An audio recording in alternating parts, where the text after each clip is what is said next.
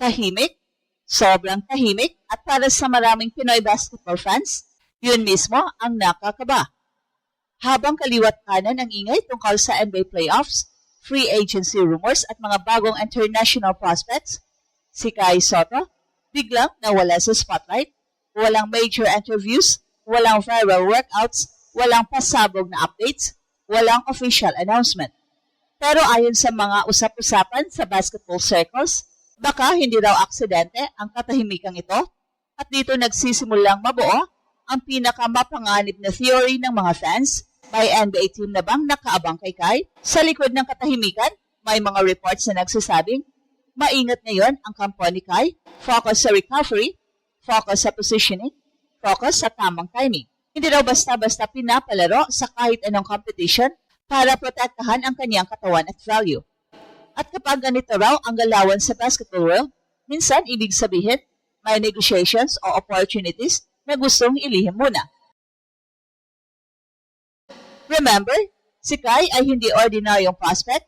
7'3", na may touch, mobility, rim protection at international experience mula G-League Ignite, NBL Australia, Japan B-League at Gilas Pilipinas. Kahit galing ACL injury, nagawa pa rin niyang mag-post ng solid rebounding numbers at impactful minutes sa Japan. Kaya habang tahimik ang social media, habang walang malaking announcement, mas lalong umiinit ang tanong ng buong Pilipinas, may short team na ba talagang nag-aantay kay Kai sa NBA? At kung totoo man, baka isang araw na lang ang pagitan bago muling sumabog ang internet. Sa basketball world, may isang bagay na mas nakakatakot kesa hype at yun ay katahimikan. Kapag sobrang ingay ng isang player, minsan ibig sabihin, naghanap pa siya ng opportunity. Pero kapag biglang tahimik, kapag walang leaks, walang interviews, walang look at me moments, minsan doon nagsisimula ang totoong movement sa likod ng eksena. At yan ngayon ang nararamdaman ng maraming fans kay Kai. Dahil habang abala ang basketball world sa NBA playoffs at off-season rumors, ang kampo ni Kai ay parang low-profile mode lang.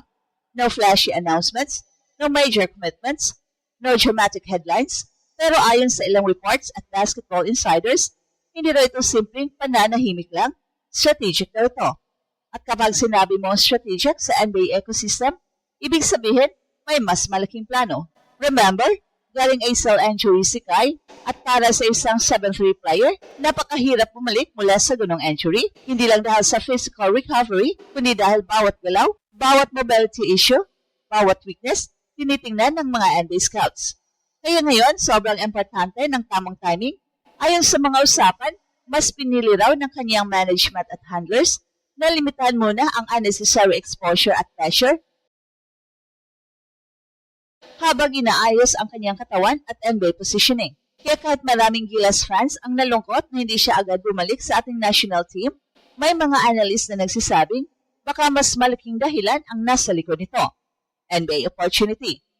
At hindi rin basta random speculation lang ito dahil kahit matapos ang injury, nagpakita pa rin si Kai ng impressive flashes sa Japan B-League, limited minutes, pero elite rebounding impact, rim protection, improved timing at isang natural size na halos imposible talagang turuan. Sa modern NBA ngayon, maraming teams ang naghahanap ng low-risk, high-upside developmental big men, lalo na yung may international experience, lalo na yung may shot blocking instinct, lalo na yung kayang maging project player sa second unit.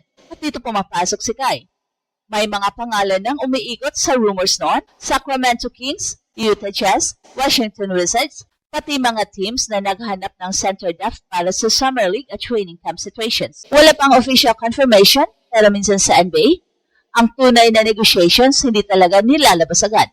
Tahimik lang, controlled, calculated, at kung totoo nga, may team na seryosong nakatutok kay Kai, maintindihan mo kung bakit iniiwasan muna nila ang unnecessary distractions. Dahil isang maling injury, isang bad exposure, isang rush comeback, pwede makasira ng buong opportunity. Pero habang tumatagal ang katahimikan, mas lalong umiinit ang imahinasyon ng mga fans. What if may sure summer league slot na? What if may two-way contract discussions na? What if may team na nag-aantay matapos ang kanyang recovery? At honestly, hindi imposible. Dahil sa lahat ng flaws at criticism kay Kai, isang bagay pa rin ang hindi nagbabago. Hindi normal ang kombinasyon ng kanyang size, touch at international experience. At sa NBA, minsan isang team lang ang kailangan mong maniwala sa iyong potential.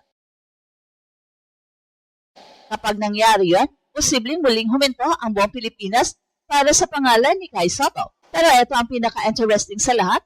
Habang tahimik si Kai, hindi naman namamatay ang kanyang NBA dream.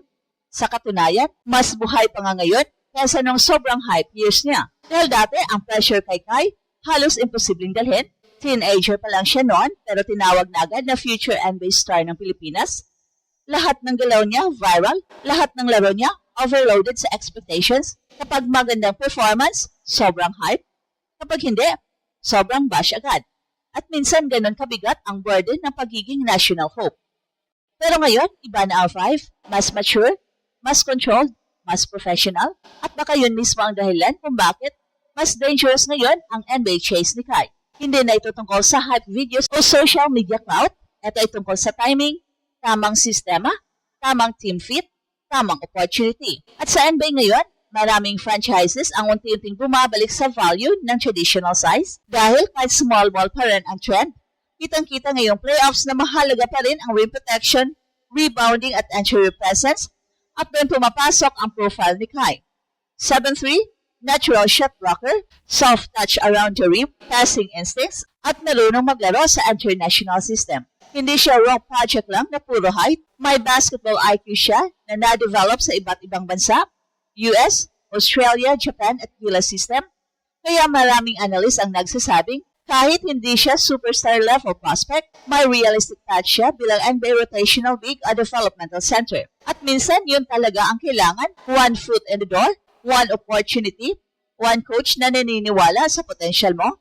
Tingnan natin ang reality. Maraming NBA teams ang kulang sa tunay na height. Maraming teams ang naghanap ng affordable developmental centers.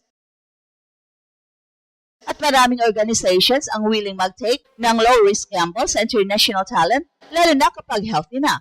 At dito nagiging critical ang next few months ni Kai. Posibleng summer league, posibleng training camp invite, posibleng Exhibit 10 contract, posibleng two-way deal.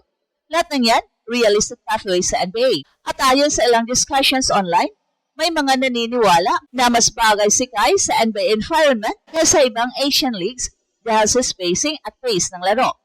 Pero syempre, hindi mawawala ang doubters. May nagsasabing kulang pa siya sa strength. May nagsasabing mabagal pa rin ang lateral movement niya laban sa modern NBA bigs.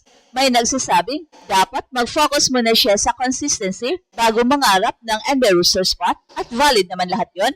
Pero ang mahalaga rito, buhay pa rin ang usapan. At sa sports world, kapag buhay pa ang opportunity, buhay pa rin ang possibility. At ito ang Express Info kung saan bawat kwento ginulat ang mundo. Don't forget to like and subscribe.